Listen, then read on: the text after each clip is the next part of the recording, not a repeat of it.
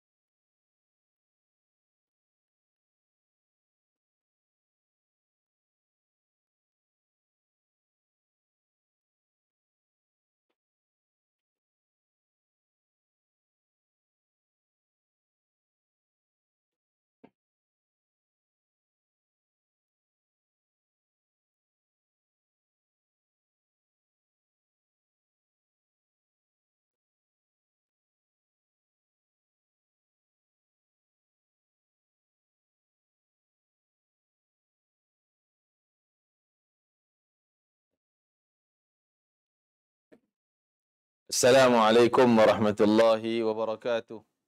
Alhamdulillahi rabbil alamin wassalatu wassalamu ala rasulil amin wa alihi wa sahbihi wa man nasarahu wa taba'ahu wa walahu ila yaumiddin. Rabbi shrah li sadri wa yassir li amri wahlul 'uqdatam min lisani yafqahu qawli. Nawayna at-ta'alluma wa ta'lim wa tadhakkura wa tadhkir wa an-naf'a wal intifa' wal ifada wal istifada wal hatha 'ala tamassuk bi kitabillah wa sunnati rasulillah والدعاء إلى الهدى ودلالة على الخير ابتغاء مرضات الله وقربه وثوابه ومغفرة ورضوانه وحسن الخاتمة عند الموت ورفع الدرجة في الجنة ومرافقة سيدنا محمد صلى الله عليه وسلم وابتغاء الشفاعة يوم القيامة. على هذه النية وكل نية صالحة شاملة خيرات الدنيا والآخرة وإلى حضرة سيدنا محمد صلى الله عليه وآله وسلم. الفاتحة. أعوذ بالله من الشيطان الرجيم. بسم الله الرحمن الرحيم. الحمد لله رب العالمين الرحمن الرحيم مالك يوم الدين. إياك نعبد وإياك نستعين. اهدنا الصراط المستقيم صراط الذين أنعمت عليهم غير المغضوب عليهم ولا الضالين. آمين. Alhamdulillah, syukur pada Allah Subhanahu wa taala. Kita berada di bulan Ramadan yang mulia ini sambil kita meneruskan kerja ibadah kita, terutama puasa kita di siang hari dan berqiyamul lail kita di malam hari, dan meneruskan bacaan Al-Quran, tadabbur Al-Quran, kelas-kelas pengajian. Semua itu adalah amal yang saleh dan ia merupakan suatu perkara yang boleh mempercantikkan lagi ibadah Ramadan kita. Ini tanda kesungguhan yang kita lakukan, dan sudah pasti dengan kesungguhan ini Allah Subhanahu wa taala akan menjadikan amal kita amal yang diredai, dijadikan hasil yang mengundang rahmat Allah di akhirat nanti. Dan yang kita idamkan adalah redha Allah, syurganya. Dan mudah-mudahan kita semua tergolong dalam golongan orang yang diterima amal saleh kita sepanjang Ramadan, dan akhirnya diampuni segala dosa kita dan diangkat darajat kita dalam syurga Firdaus al-A'la. Amin ya rabbal alamin. Itulah hajat dan permintaan kita.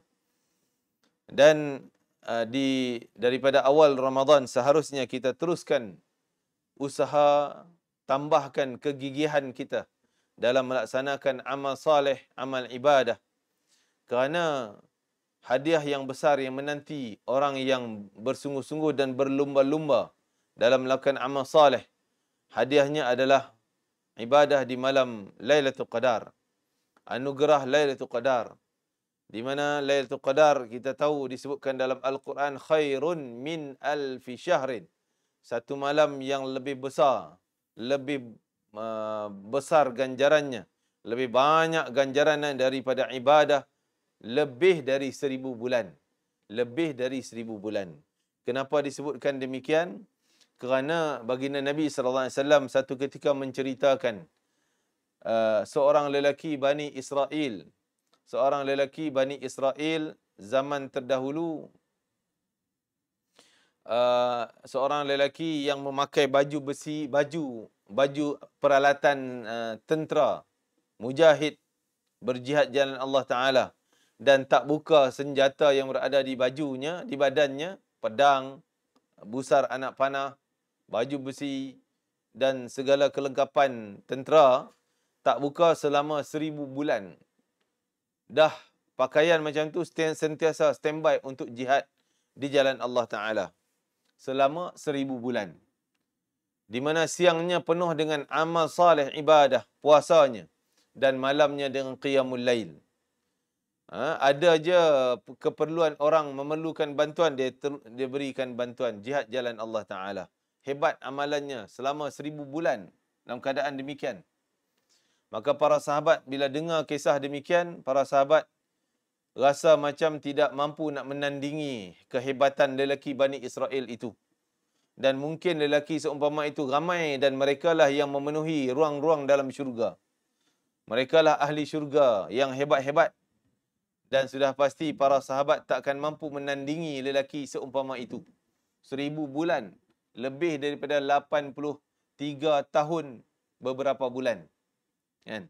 83 tahun beberapa bulan. Jadi para sahabat rasa macam tak mampu nak menandingi, kita kata monyok je dengar. Maka para Rasulullah SAW nampak sugulnya para sahabat. Tiba-tiba turunnya ayat Al-Quran. Inna anzalnahu fi lailatul qadr. Wa ma adraka ma lailatul qadr. Lailatul qadri khairun min alfi syahr. Lagi hebat umat Nabi Muhammad SAW. Sungguhnya kami menurunkan Al-Quran di malam Lailatul Qadar. Kamu tahu tak apa itu malam Lailatul Qadar? Lailatul Qadar itu, malam Lailatul Qadar itu lebih baik daripada 1000 bulan. Jadi jangan kita kata Lailatul Qadar tu sama 1000 bulan. Tidak, bukan sama, tapi lebih. Berarti ganjaran yang Allah bayar orang yang beramal malam Lailatul Qadar itu sekurang-kurangnya 1000 bulan. Minimum. Paling sedikit. Dan mungkin lebih, bergantung kepada keikhlasan dan juga kesungguhan seorang. Itu hadiah Allah Ta'ala. Jadi Allah nak bagi kehebatan ganjaran Lailatul Qadar ni, sudah pasti Allah tengok seorang yang bersungguh-sungguh daripada awal Ramadan. Macam kita lah, kalau kita big boss syarikat, kita nak bagi bonus ataupun hadiah, satu hadiah kepada pekerja, pasti kita akan cari pekerja yang terbaik, yang paling rajin, yang paling menepati waktu, yang sekian penilaiannya, ciri-cirinya, kehebatan yang ada. Baru kita bagi hadiah kat dia. Kan? Begitu. Kesungguhan itu menjadi yang kita lakukan pada awal Ramadan ini merupakan penilaian Allah untuk Allah beri anugerah pada malam Lailatul Qadar. Dan kelebihan anugerah malam Lailatul Qadar itu mungkin seorang dengan seorang tak sama. Tak sama dari sudut amalannya, tak sama dari sudut kesungguhan preparation dia daripada awal Lailatul Qadar. Oleh kerana itu, naklah kita teruskan untuk bersungguh-sungguh dengan amalan kita daripada awal Ramadan ini. Saya nak baca beberapa soalan berkaitan dengan Ramadan. Beberapa soalan yang rambang lah. Banyak juga soalan yang boleh kita timbulkan. Tapi secara rambangnya. Antaranya berkaitan dengan waktu imsak. Kan? Yang pertamanya waktu imsak. Selalulah orang jadi pertikaian. Waktu imsak ni, sekarang ni subuh masuk berapa? Subuh masuk waktu Subang Jaya. 6:05 minit. Kan? Subuh. Waktu Subang Jaya. Subang Jaya Selangor. Tak tahulah tuan-tuan duduk di Kedah, di Kelantan, di mana ni. Mungkin jam dia lain lah. Tapi kalau waktu di Subang Jaya ni 6:05 minit subuh. Jadi selalu diletak 10 minit sebelum, iaitu 5:55 imsak. Jadi 10 minit sebelum waktu subuh. Adakah waktu imsak ni kita terlajak makan setelah 5:55, masih tertelan minuman, batal puasa kita? Jadi waktu imsak ni waktu untuk kita bersedia untuk berhenti dan memulakan puasa kita. Menahan makan minum. Berhenti untuk daripada perkara yang batalkan puasa kita. Maka kalaulah terlajak minum, Lebih baik kita cepat-cepat berhenti dan masih tidak dikira membatalkan puasa kita. Masih boleh teruskan puasa. Tapi lebih baik ihtiyati ataupun lebih berjaga-jaga daripada sebelum tu kita dah stop awalnya. Supaya kita tak terlajak. Kerana fajar ni memang kita anggaran waktu tepat semayang 6-5 minit. Tetapi lebih baik kita lebih awal sebelumnya untuk siap siaga kita untuk berhenti daripada makan minum. Mungkin akan perkara tersebut membawa pada terjebak dan terlajak kepada waktu subuh. Lebih baik kita berhenti awal. Okey. Soalan yang kedua, orang yang tidak berpuasa kerana tidak berniat malam. Malam dia lupa nak niat nawaitu sauma ghadin. Saja aku nak puasa besok hari dalam menunaikan fardu bulan Ramadan pada tahun ini kerana Allah Ta'ala. Dan orang yang membatalkan puasanya, adakah boleh makan minum? Contoh dia lupa nak puasa malam. Kan? Nak niat, dia lupa nak niat puasa malam. Dia lupa nak niat puasa di malam hari. Lepas dah subuh baru teringat, lah semalam tadi tak niat pun. Maka puasanya tak sah. Tak sah kerana tidak ada niat untuk berpuasa. Bagi kita mazhab Asy-Syafi'i wajib melakukan niat puasa besok hari pada setiap malam. 30 malam, 30 kali. Kena niat nak puasa pada besok hari Ramadan. Kalau tak niat di malam harinya, besoknya tak sah puasa dia. Okey, dia kata alang-alang dah tak puasa, bolehlah aku makan. Dia pergi beli nasi bungkus makan. Boleh tak? Haram. Berdosa bagi orang tersebut memakan makanan di bulan Ramadan. Dah dia tak, ustaz kata tak sah puasa dia. Walaupun tak sah puasa, tapi wajib menahan diri daripada makan minum. Wajib dia tak boleh makan lah, senang. Senang kita kata haram dia makan, haram dia minum. Saya nukilkan beberapa perkara orang yang tak sah puasa tapi wajib menahan diri daripada makan minum. Ada. Lebih kurang beberapa orang yang tak sah puasa dia tapi dia tak boleh makan. Tetap macam puasa juga. Yang pertama, orang yang sengaja buka. Contohnya lepas subuh tadi dia dah sengaja sarapan. Kan? Sengaja sarapan. Bila dia sedar silapnya aku, berdosanya aku, nak bertaubat pada Allah, dia wajib lepas itu jangan makan minum lagi dah sampai ke maghrib. Wajib menahan. Walaupun dia dah terbatal tadi, bukan terlah, sengaja. Lepas itu dia insaf bertaubat. Wajib dia menahan diri daripada makan. Kerana ta'zim, penghormatannya pada Ramadan dan puasa. Yang kedua, orang yang tak berniat puasa malam tadi kita sebut. Yang ketiga, orang yang bersahur dengan menyangka waktu subuh belum masuk. Dia makan-makan sampai pukul 7. Mungkin waktu tu gelap hujan ke apa ke. Dia terlajak makan sampai pukul 7. Dia rasa subuh belum ni. Rupanya bateri jam rumah dia mati. Kan? Jam tu baru pukul 5. Tapi sebenarnya dah pukul 7. Bila dia sedar, dah pukul 7 rupanya.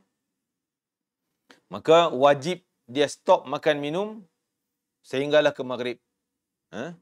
Yang ketiga. Yang keempat, orang yang menyangka bahawa waktu berbuka maghrib telah masuk namun ternyata belum masuk. Contoh pukul 6 petang. Gelap semacam. Kan? Mungkin gelap hujan. Jam dia pun silap. Dia pun tengok macam dah pukul 7. Dah maghrib dah 7. Berapa? 7.20 ke maghrib. Kan? 7.22 gitu. Jadi dia pun makan. Rupanya belum azan. Baru pukul 6.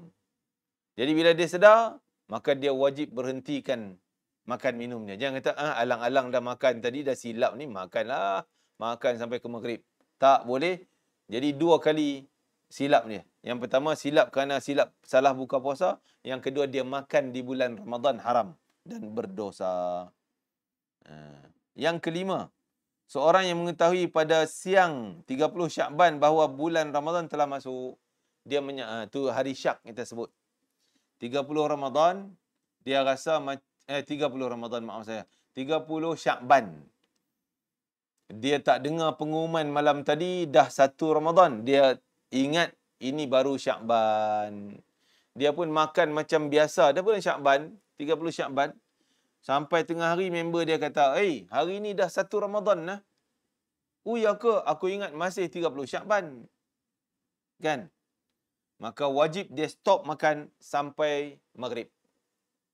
Habis itu hari itu kena qada. Semua tadi kena qada. Semua tadi kena qada. Yang dia tersilap kerana dia menyangka 30 Syakban, rupanya dah 1 Ramadan, dia kena qada. Yang dia tersilap ingat dah maghrib, rupanya belum maghrib, pun kena qada. Yang tersilap ingat dah belum subuh, kan? Dia kena qada. Yang apa tadi? Tak niat malam, siang tetap kena stop makan minum dia, kena qada. Orang sengaja berbuka memanglah kena qada. Itulah beberapa jenis orang yang wajib stop makan minum dia walaupun dia dah terbatal puasa dia. Okey, selain pada tu, contoh yang boleh makan. Orang perempuan dalam keadaan haid memang boleh makan. Tapi walaupun boleh makan, sebaiknya jangan dan tak boleh di depan khalayak orang yang berpuasa. Dalam rumah dia lah, di dapur rumah dia lah, kan? Jaga makan minum situ. Makan kat situ. Yang kedua, orang musafir. Orang yang musafir juga boleh makan minum. Musafir yang dihalalkan dia berbuka puasa. Boleh. Tapi sebaiknya elaklah daripada khalayak ramai. Menghormati orang lain yang sedang berpuasa.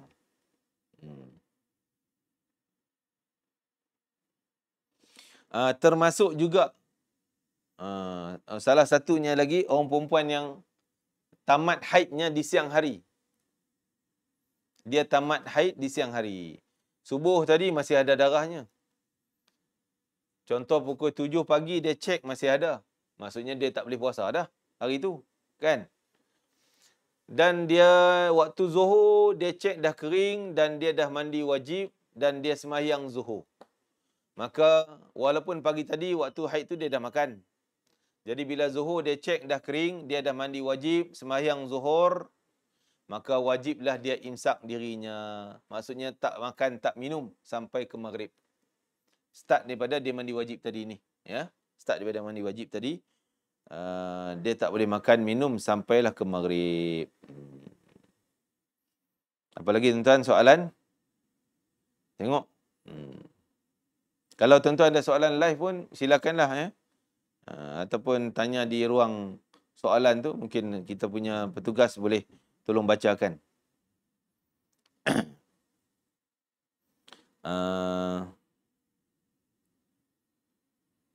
Okey. Tentang orang yang bangun lambat, contohnya malam dia berjimak suami isteri, ataupun tengah malam dia berjimak suami isteri, lepas itu dia tertidur sebelum subuh, jaganya dah selepas subuh. Dia terbangun selepas subuh, berarti dia belum mandi wajib. Dia belum mandi wajib. Dah azan subuh dah. Maka dia boleh tak puasa. Yang tu memang wajib puasa dan sah puasa dia. Wajib puasa dan sah puasa. Walaupun dia sedang berjunub, dia tak mandi wajib lagi. Ya. Walaupun dia sedang berjunub, tak mandi wajib lagi. Maka apa dia buat? Dia mandi wajib, dah bermula puasa dia, dan selesailah kewajiban sembahyang fardu subuh dan sebagainya. Dah bermula. Okey. Lagi soalan lain? Boleh jawapannya? Lagi satu soalan, iaitu ada soalan? Silakan. Ustaz, kalau tak sempat solat witir, dah azan subuh, boleh ke solat witir 8 rakaat satu salam? 8 rakaat satu salam. salam. Oh, Masya Allah. Soalannya, saya pun tak berani nak sebut, tapi sekadar ilmu yang saya tahu, ialah sembahyang witir ni bermula daripada lepas kita solat isyak. Tu permulaan witir. Selepas kita solat isyak, dah masuk sembahyang witir. Sehinggalah penamat witir azan subuh. Azan subuh tamatlah bermula subuh dah tamat witir. Kalau kita nak buat selepasnya, boleh tak buat witir? Boleh dengan niat sembahyang witir qada. Seolah qada lah, ada terkeluar waktu kan. Boleh kita qada. Bergantung pada hadis Nabi, man nama an hizbih, siapa yang tertidur sehingga tertinggal ke amalan rutin malamnya, maka dia boleh qada sembahyang semula, buat apa yang dia tertinggal tu selagi belum zuhur. Boleh qada. Tetapi nak buat 8 rakaat satu salam. Yang saya tahu sembahyang sunat ni mathna. 2 rakaat demi 2 rakaat. 2 ya. Jadi eloklah kita buat 2 rakaat, 2 rakaat ya, sembahyang sunat witir kalau kita nak qada. Cuma kalau dah siang hari selepas matahari naik, yang tu boleh rukhsah kepada 4. Walaupun ada pandangan mengatakan 8 pun boleh satu salam, tapi itu sebahagian mengatakan pandangan yang dhaif. Maka lebih baiklah kita ambil sama ada kita buat 2 ataupun kalau siang hari itu 4. Adapun sembahyang malam memang kita hanya dibenarkan 2 sahaja. Tarawih kita pun 2, tahajud kita pun 2, sembahyang kalau nak buat tasbih 4 rakaat tu pun buat 2 juga waktu malam ya. Wallahu alam. Ya. Okey, lagi satu soalan lain, iaitu katalah dia tidur siang hari. Okey. Orang puasa ni, orang yang berpuasa, tidur siang hari bermimpi sampai keluar air mani. Sampai keluar air mani ni, batal tak puasa dia? Kan? Kalaulah terkeluar tu bukanlah perbuatan dia mimpi memang kita tak boleh nak kawal, kan? Yang tu tak membatalkan puasa. Dia boleh teruskan puasa macam biasa, cuma dia kena mandi wajib, tetaplah mandi wajib sebab dah keluar air mani. Tapi puasanya tidak batal. Ya, puasanya tidak batal. Tetapi kalau dia sengaja buat sesuatu sehingga keluar air mani, sengajalah perbuatan dia. Sama ada dia tengok sampai syahwatnya naik dan keluar air mani, kan? Itu membatalkan puasanya. Membatalkan puasa kerana sengaja. Wallahu a'lam. Ada lagi soalan?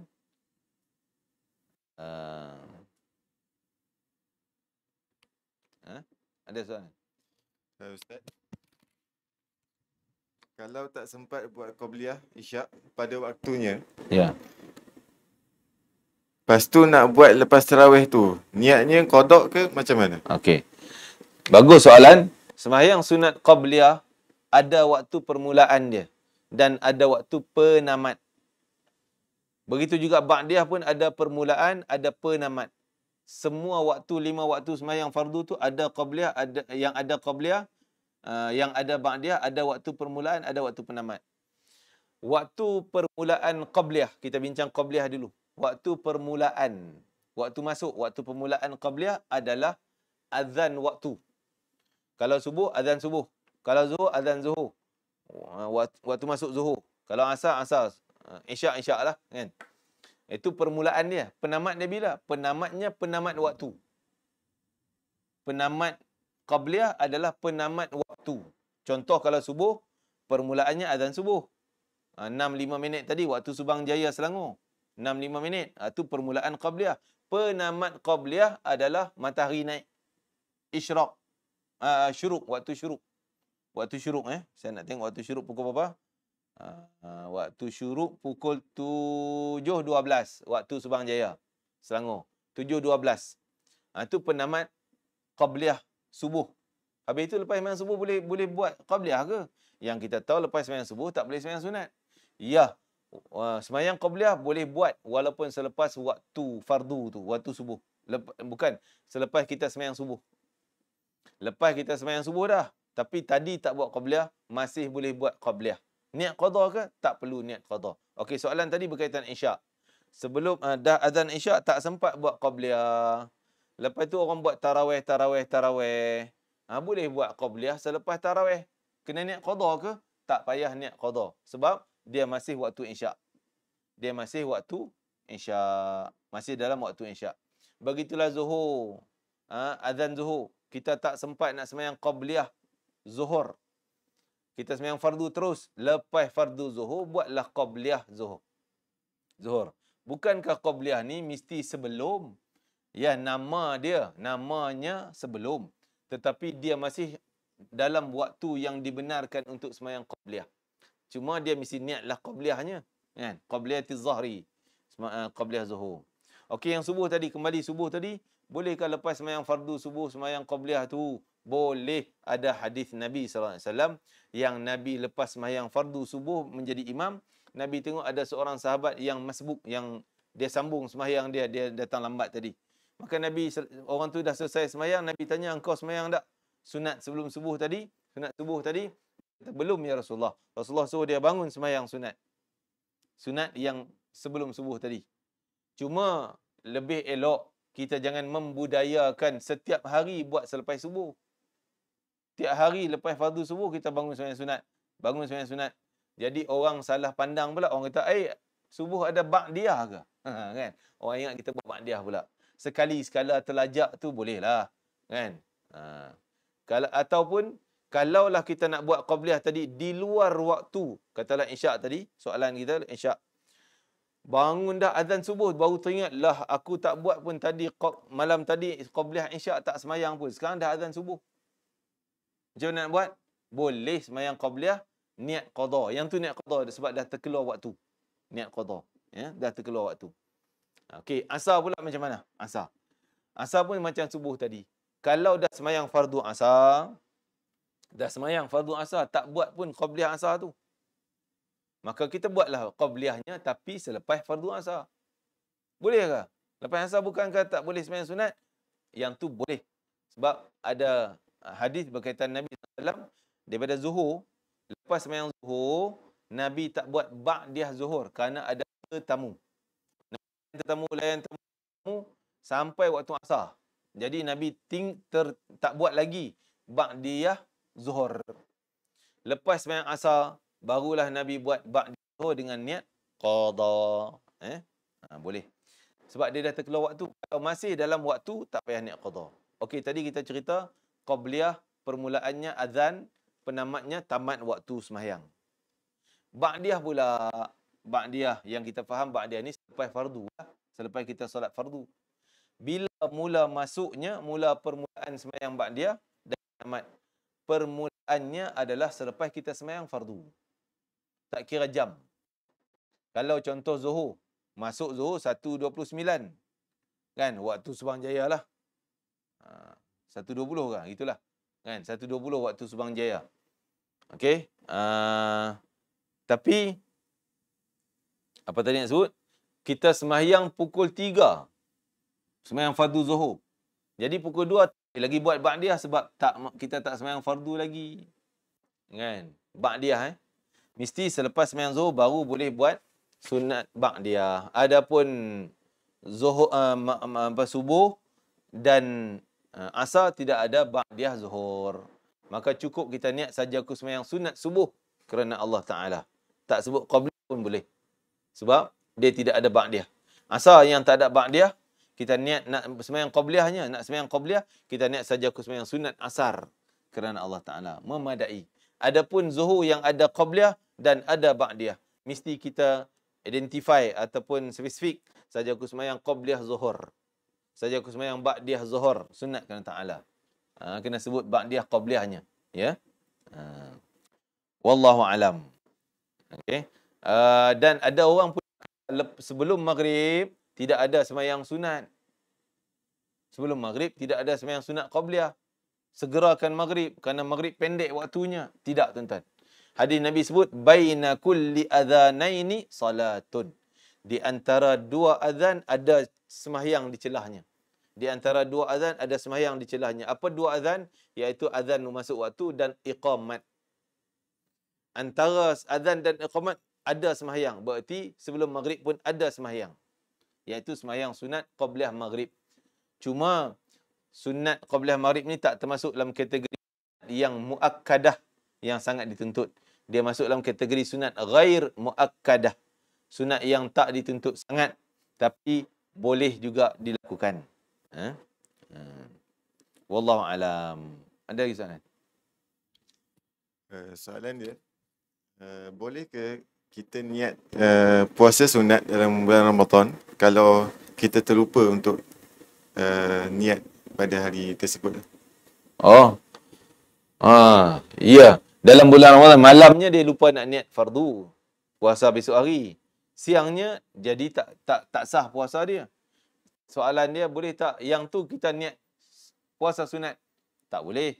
Sebab dalam bulan Ramadan tak dibolehkan kita puasa sunat. Jadi kita imsak. Maksudnya tak makan, tak minum. Tak boleh makan, tak boleh minum. Tak boleh buat perkara batal. Membatalkan puasa. Macam puasa lah. Macam puasa, cuma puasa kita kena qada. Sebab dianggap tak sah puasa kita. Sebab kita tidak mulakan dengan niat. Wallahu ta'ala alam. Kan?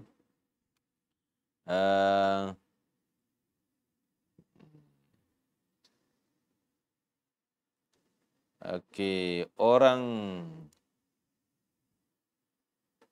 Okey. Katalah ada soalan orang yang kerja tengah panas. Dia rasa dahaga perik sangat. Pekak dia. Boleh tak dia ambil ketul ais batu tu, masuk dalam mulut dia, kemam.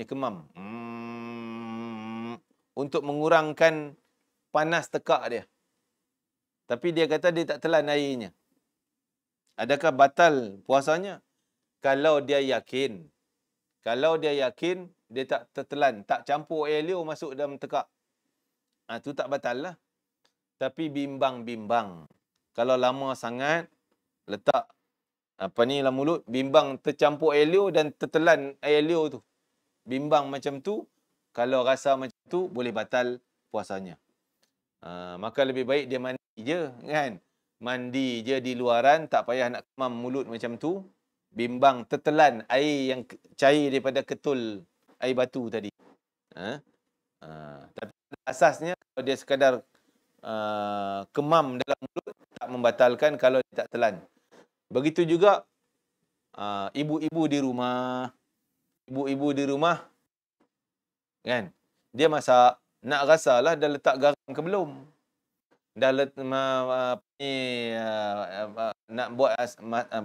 Nak buat masam pedas ni, dah rasa masamnya ke belum?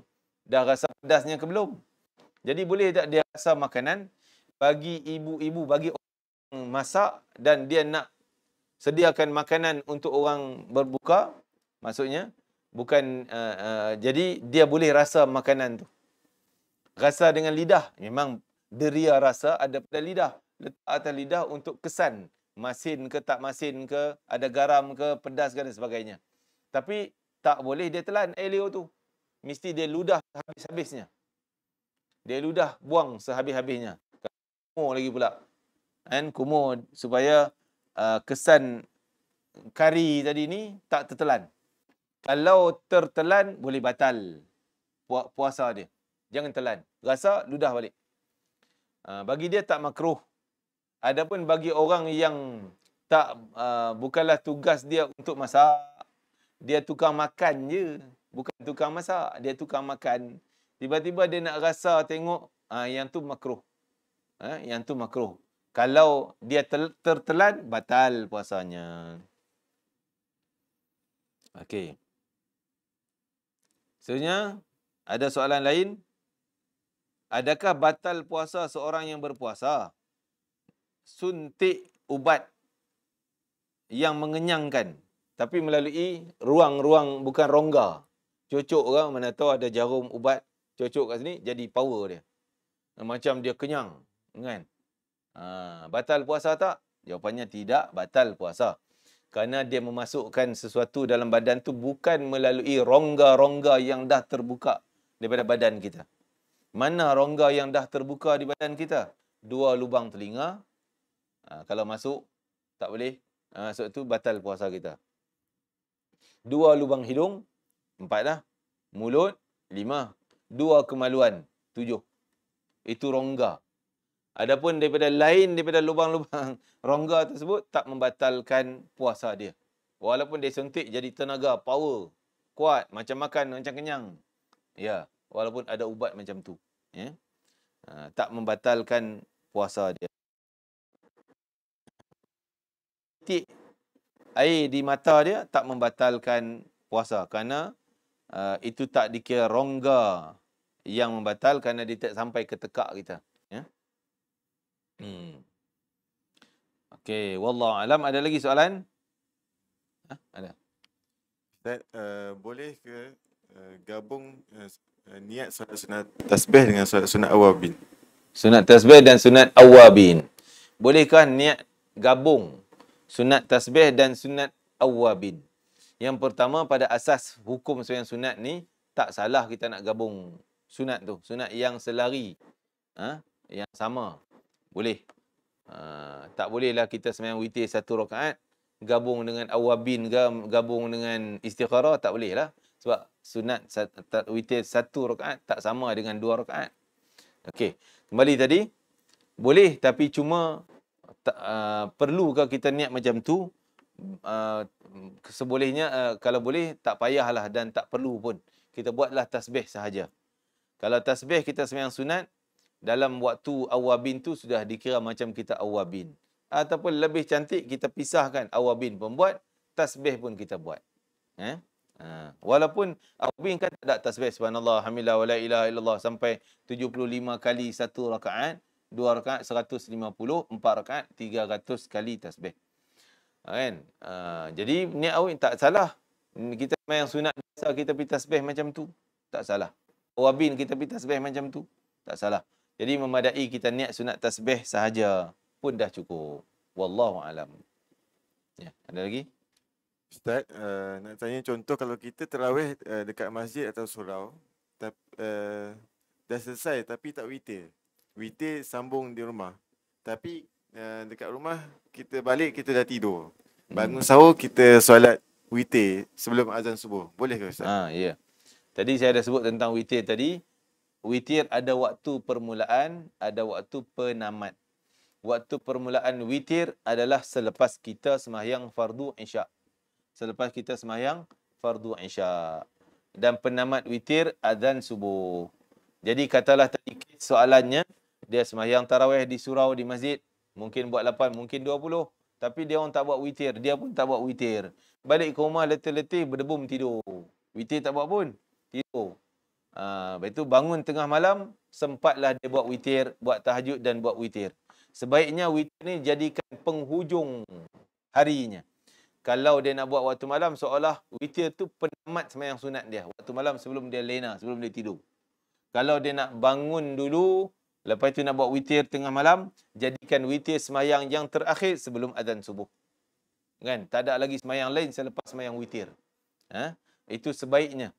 Okey, dalam bulan Ramadan, mana lebih baik witir kita buat di rumah sendiri-sendiri atau berjemaah dengan tok imam di masjid? Katalah kita nak sembahyang, memang rutin kita nak buat 20 rakaat. Tok imam di masjid, dia buat 8 rakaat je, ataupun sebahagian negeri buat 10 rakaat tarawih campur 3 witir. Lebih baik witir di bulan Ramadan berjemaah bersama imam kita tarawih. Sebaiknya kita buat witir berjemaah dengan tok imam yang tempat kita sembahyang tarawih tu. Selesaikan witir. Kerana ada hadis Nabi sallallahu alaihi wasallam yang maksudnya saya tak ingat lepasnya. Barang siapa yang sembahyang qiyam bersama dengan imam sehingga selesai imam pun selesai bagi salam, selesai semua jumlah sembahyang tu, imam pun dah selesai, dah doa, barulah dia balik. Barulah dia selesai, dia pulang. Maka dicatat pahala bagi dia seolah dia berqiyamul lail sepanjang malam. Itu dia. Jadi nasihat pada orang yang buat 8 lah.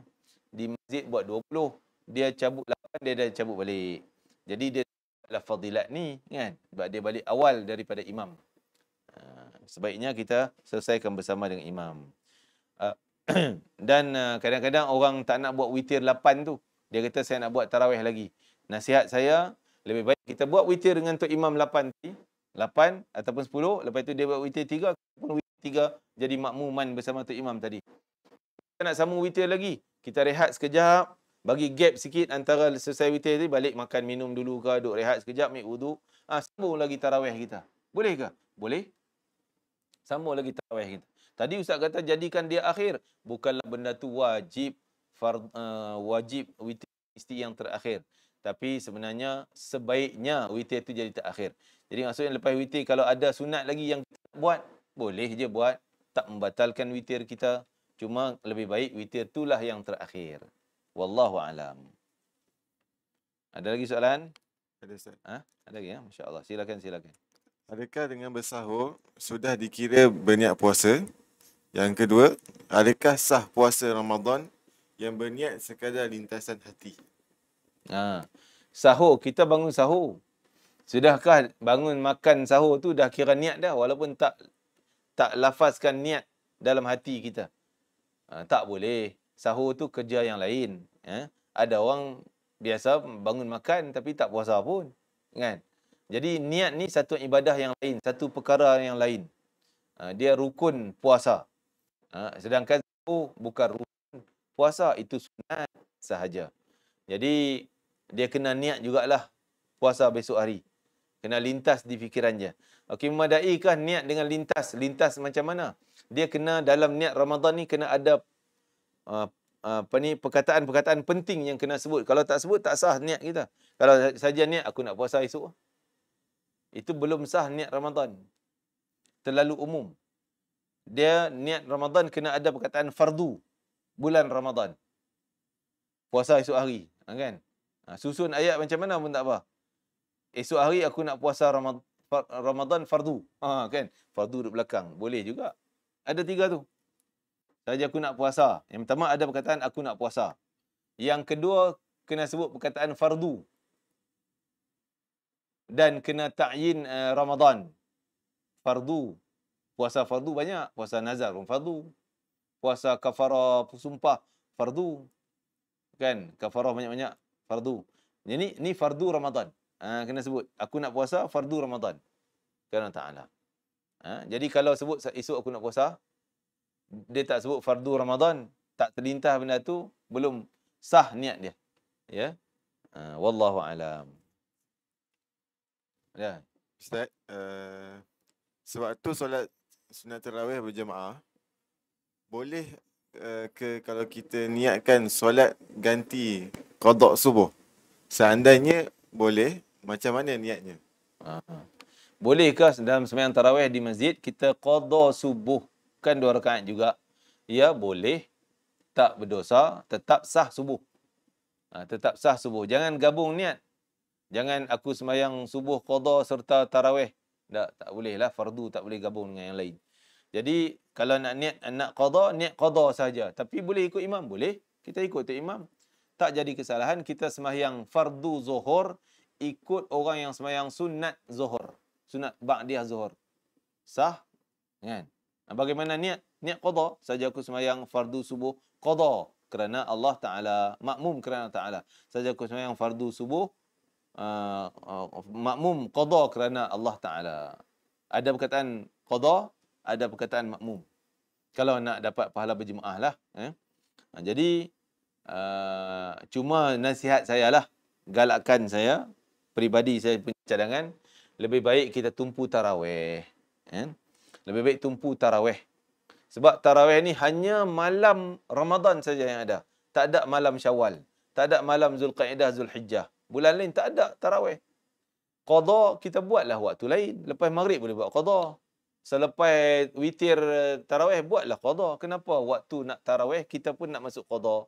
Merugikan waktu tarawih kita. Sehingga kita tak buat tarawih. Rugi. Kerana qada ni boleh buat selepas subuh pun boleh buat. Zuhur siang hari, asar siang hari boleh buat qada. Kenapa kita nak tinggal waktu yang lain? Waktu tarawih itulah kita nak buat qada. Jadi ini rugi besar. Kita tidak ada tarawih dalam Ramadan. Lebih baik kita tumpu pada sunat tarawih. Waktu tarawih, qada, tunda waktu lain. Wallahu alam. Ya. Ada lagi soalan? Bolehkah kita tidur atas sejadah yang diwakafkan sebagai masjid? Maksudnya kita tak gunakan untuk ibadah. Sebab sejadah tu selesa untuk tidur. Masya-Allah. Kan?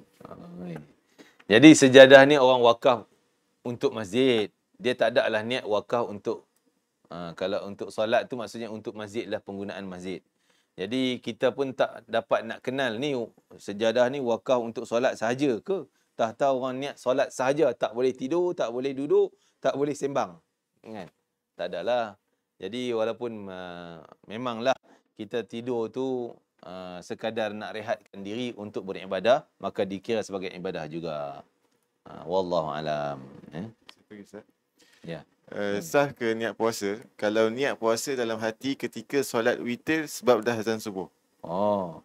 Jadi niat puasa ni satu ibadah rukun puasa. Tak boleh kita masuk dalam sembahyang. Jadi jangan gabung dalam sembahyang. Nah, sembahyang tak boleh masuk ibadah lain pula. Sembahyang hanya sembahyang. Tak boleh masuk ibadah yang niat puasa tadi dalam tu. Terganggu sembahyang. Jadi kita kena, kalaulah macam tu, witir dah. Lagi seminit nak azan subuh, batalkan witir kita untuk niat puasa Ramadan. Sebab witir kita qada lah nanti lepas subuh. Kan? Adapun niat puasa, mesti sebelum subuh. Tak boleh nak niat puasa selepas subuh, ataupun kita niat macam qada. Niat qada puasa, tak boleh. Tak boleh. Jadi kena niat puasa fardu Ramadan tu sebelum azan subuh. Kalau keadaan dia tadi ni sembahyang witir, Allah, ada 2 rakaat, 3 rakaat lagi ni. Kalau buat habis 3 rakaat dah azan subuh. Batalkan witir dia. Salam, niat puasa, buatlah witir. Witir boleh terlajak ke subuh. Adapun niat puasa Ramadan, fardu Ramadan tak boleh terlajak ke azan subuh. Wallahu alam. Kalau macam kita masuk masjid, kita nak solat tahiyatul masjid. Lepas tu kita nampak banner ayat niat intikaf. Lepas tu kita mau niat intikaf. Tak boleh. Kita tumpukan sembahyang tu, jangan masuk ibadah lain, niat tu. Jadi kita niat intikaf tu daripada luar sembahyang, sama ada sebelum ataupun selepas. Biarlah dah selesai dah sembahyang, assalamualaikum, barulah niat intikaf. Wallahu alam. Ada masa lagi tak? Okey, ada lagi. Kita mula boleh kedua. Ada soalan lagi tuan-tuan? Kita bagi masa sikit lah, 5 minit lagi, 10 minit lagi. Tamatkan sesi kita. Baca beberapa soalan yang ada pada saya ni. Okey. Kalaulah kita pergi ke tempat yang lebih awal berhari raya, belum cukup lagi puasa kita 29 hari, adakah boleh kita berhari raya bersama dengan diawang negara itu? Okey, kita hukum puasa dan raya ni bergantung pada waktu setempat. Waktu setempat. Sama dengan sembahyang lah juga. Waktu subuh, zuhur, asar, maghrib, isyak, ikut waktu setempat kita ada. Sekarang ni saya naik kapal terbang. Daripada Malaysia pergi ke Saudi. Landing Jeddah. Katalah kita masih 28 Ramadan, 27 Ramadan, 28 Ramadan. Terbang pergi ke Jeddah. Sampai Jeddah katalah dia orang dah 29, dah tamat 29, dah takbir raya yang 30 tu dah 1 Syawal. 29 Ramadan, 1 Syawal. Kita baru 28. Kan? Malaysia kita 28. Tapi saya terbang sampai Jeddah, dah takbir raya malam tu. Besoknya raya, saya baru puasa 28 hari. Saya baru puasa 28 hari. Jadi, adakah saya nak raya dengan orang Jeddah? Ya, wajib. Jawapannya, wajib kita berhari raya bersama dengan orang setempat kita ada. Kita ada sekarang di Jeddah, di Mekah. Kita wajib ikut tempat dia orang. Dia raya, kita raya. Walaupun puasa saya baru 28. Maka 1 hari lagi tak cukup. Sebab puasa mesti sekurang-kurang 29, sebanyak-banyaknya 30. Tak boleh lebih daripada 30. Jadi 1 hari itu qada lah, kemudian hari Syawal nanti kita qada lah 1 hari lagi. Jadikan 29 juga. Wajib ikut tempat kita berada. Tak boleh kita ikut negeri yang kita bertolak. Kita tolak daripada Kuala Lumpur, kita ikut Kuala Lumpur juga. Tak boleh. Seperti semayang, sama aja. Semayang pun, kita duduk di Jeddah nak ikut waktu semayang Malaysia. Mana boleh, beza 5 jam. Kan? Tak sama waktu semayang dia. Jadi tak boleh ikut. kita kena ikut tempat kita berpijak, bumi kita berpijak. Seperti berlaku pada kisah Sayyidina Abdullah bin Abbas. Ada sahabat yang datang daripada Syam sampai ke Madinah. Sampai ke Madinah, dia orang dah cukup bilangan. Sampai ke Madinah, orang Madinah dah takbir raya. Orang Madinah dah takbir raya. Dah raya. Jadi dia orang macam nak puasa lagi sebab Syam sana masih berpuasa. Maka Abdullah bin Abbas tak bagi dia orang puasa, kena ikut setempat. Kau kena raya bersama. Kena raya bersama. Jadi kalau kita masalah yang orang duduk kat sempadan kan, Kelantan dengan Thailand, Kedah sempadan dengan Thailand tu, dia boleh lompat toing ke sana, toing ke sini. Kalau hari sama, puasa sama, raya, senang, tak ada masalah. Tapi kalau beza macam mana, terpulang kat dia. Kan? Contoh dia duduk kat, kalau Kedah ni antara Bukit Kayu Hitam dengan Danok Thailand tu. Kalau Kelantan apa, Rantau Panjang dengan Golok. Kan? Seberang sana Thailand. Jadi kalau di seberang sana dah raya, belah Kelantan, belah Kedah ni masih puasa. Kalau dia pergi ke sana, dia kena raya sama. Kan? Okey, bagaimana kes pula kalau terbalik jadi lebih puasa? Contoh macam mana Contoh macam mana? Contoh katalah kita daripada Jeddah nak balik ke Malaysia. Jeddah nak balik ke Malaysia. Jeddah kita dah puasa 30 hari. Hari ke-30 ni kita terbang. Hari ke-30 Ramadan kita terbang. Sampai Malaysia, esoknya masih puasa. Masih puasa. Jadi, kalau kita puasa sama dengan orang Malaysia, dah jadi 31. Dah jadi 31. Mana ada Ramadan 31 hari? Okey, apa kita nak buat? Kalau hitung, kita dah lebih daripada had 30. Tapi kalau kita nak dikira macam raya, tak puasa, negeri orang puasa. Maka ketika tu termasuk tadi, kita kena imsak. Macam puasa. Tapi tak payah niat puasa. Tak payah niat saja aku puasa Ramadan, fardu Ramadan. Tapi mulut dia kena tahan diri daripada makan minum macam puasa. Wajib. Sebab dia berada di negeri yang berpuasa. Wallahu alam. Okey. Ada lagi soalan?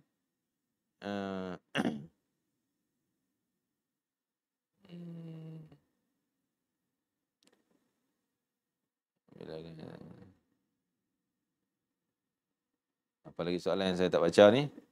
Saya semayang, puasa bagi negeri nanti. Ini soalan yang bagus ni. Cuma bagaimana cara semayang dan berpuasa bagi negeri yang tidak ada siang malam? Ada yang tu ada? Negara yang tidak ada siang, dia di 6 bulan. Siangnya menjual, matahari tak jatuh-jatuh. Siang je. Ataupun malam dia memanjang beberapa bulan. Kan? Tak jumpa siang. Bagaimana nak buat? Kan? Mereka hendaklah berpuasa dan bersembahyang mengikut negeri yang berhampiran dengannya yang mempunyai siang malam. Kata negara mana? Kutub. Kutub utara kot ni. Mungkinlah, saya tak tahu negara apa. Norway ke? Yang Norway ada juga malam, tapi malam dia pendek. Tak salah saya berapa jam, malam dia 2 jam je ke, 3 jam je ke. Kan? Yang negeri tak ada malam langsung. Katalah Kutub Utara contohlah, saya pun tak tahu negeri mana kan. Jadi dia ikut negeri yang ada terdekat dengan dia. Katalah dia dekat dengan Norway. Norway ada waktu ni. Dia orang tu buka puasa bila, kita buka puasa. Dia orang tu semayang bila, kita ikut semayang waktu tu. Ya? Wallahu alam. Apakah hukum orang tua yang tak boleh berpuasa kerana tua dan orang yang tidak terdaya berpuasa kerana sakit? Jadi, orang tersebut dia boleh makan, boleh buka puasa, boleh makanlah kerana keuzuran dia. Dan hendaklah dia membayar fidyah 1 cupak lebih kurang 675 gram nilai 1 cupak tu. Untuk 1 hari dia tak puasa. 30 hari kalilah 675 gram kali 30 hari. Kalaulah ada peluang sembuh selepas Ramadan, treatment Ramadan apa semua, dia treatment sihat, wajib dia qada yang Ramadan dia tinggal. wajib dia qada. Ya. Kalaulah tak ada peluang sembuh, memang macam tu lah. Dia tak boleh tinggal ubat. Kena makan ubat. Makan ubat lepas berapa jam. Tak boleh nak puasa sampai akhir hayat. Maka sampai akhir hayatnya, dia setiap Ramadan, dia ganti dengan fidyah. Kena bayar fidyah kerana meninggalkan puasa. Dia tak berdosa lah. Kerana keuzuran dia. Bagi setiap hari, kena kira setiap hari. Dan tak wajib qada. Memang tak boleh nak qada. Kecuali dia kes yang sembuh tadi, dia kena qada lah. Wallahu alam. Lagi? Adakah?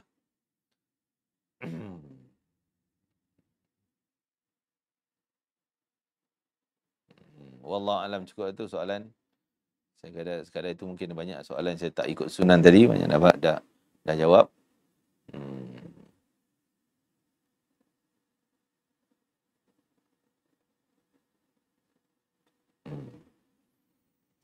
Okey, jadi sekadar itulah perbincangan kita pada petang ini. Terima kasih pada semua para peserta yang beri tumpuan, dan mudah-mudahan Allah catat sebagai amal soleh kita pada bulan Ramadan, belajar ilmu, mengambil tahu tentang hukum hakam Islam, dan mudah-mudahan kesungguhan tuan-tuan dinilai dan diberi hadiah besar Lailatul Qadar yang kita idamkan. Dan lebih daripada itu, dan dapat janji Allah keampunan bebas daripada seksaan neraka. Amin, amin ya rabbal alamin. Jangan lupa doa untuk semua umat Islam agar Allah berikan keampunan, berikan rahmat, diberikan anugerah Lailatul Qadar. Khusus doakanlah untuk saya juga, dan kita sama-sama berdoa. Wallahu ta'ala alam. Barakallahu fikum. Terima kasih pada semua ar-ru'yan, ahli ru'yan, dan teruslah menyumbang untuk Yayasan Ar-Riayah, kerana tapak pembinaan kita ni memang kita rasa kekurangan kita untuk meneruskan pembinaan, tapi masih terus berjalan lagi. Jadi ikutlah perkembangan yang diwar-warkan melalui Yayasan Ar-Riayah punya page Facebook, dan seumpamanya lah media-media sosial ni, TikTok dan sebagainya. Jadi untuk dapatkan perkembangan, Masya Allah, tak salah saya, terkini ada perkembangan yang di video yang dibuat, nampak pembinaan tu dah ada lantai dan sebagainya. Asas cuma kita kalau boleh mengharapkan sangatlah lebih-lebih lagi di bulan Ramadan yang mulia ni, kepemurahan tuan-tuan itu, Masya Allah, menggembirakan baginda Rasulullah SAW. Lebih-lebih lagi kita pemurah kita ke tempat yang sangat mulia dan berkekalan saluran pahalanya. Wakaf kita berkekalan. Maka kalau boleh kita anjurkanlah kepada kawan-kawan kita, mungkin tuan-tuan kerja pejabat, tolonglah cakap pada kawan-kawan. Biarlah kita cakap, kita malu bagi pihak Rasulullah SAW. Kita jadi ejen Rasulullah SAW. Kerana kita nak bina ni madrasah untuk ilmu agama yang merupakan salah satu cabang jihad Rasulullah SAW. Supaya tertegak bangunan madrasah sehingga berjayanya melahirkan para ulama dari situ. Itulah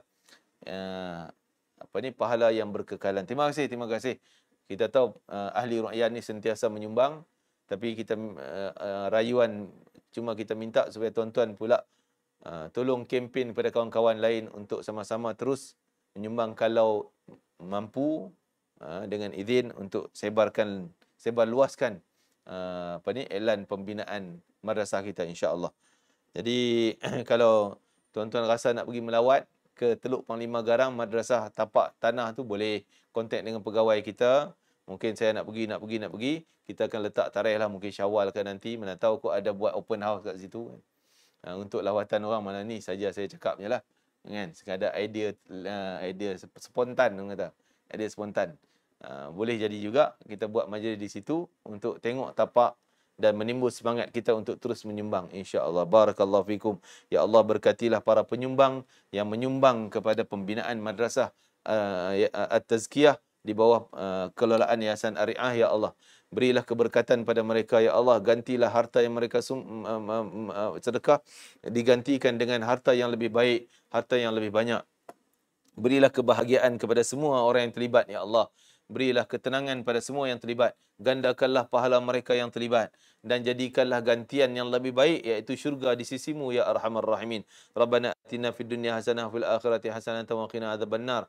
Ya Allah Tuhan kami, jadikanlah sumbangan-sumbangan mereka yang menyumbang walaupun sekecil mana di bulan Ramadan ini gandaan yang sangat besar yang tak terhitung gandaannya, yang Engkau Maha mengetahui tentangnya ya Allah.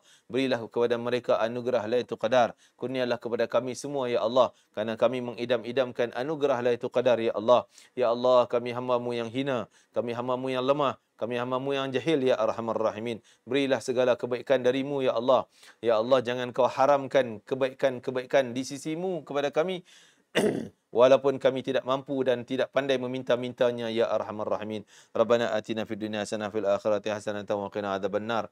Wa sallallahu ala sayyidina Muhammadin wa ala alihi wasallam. Walhamdulillahi rabbil alamin. Taqabbalallahu minkum wa minna minkum taqabbal ya karim. Assalamualaikum warahmatullahi wabarakatuh.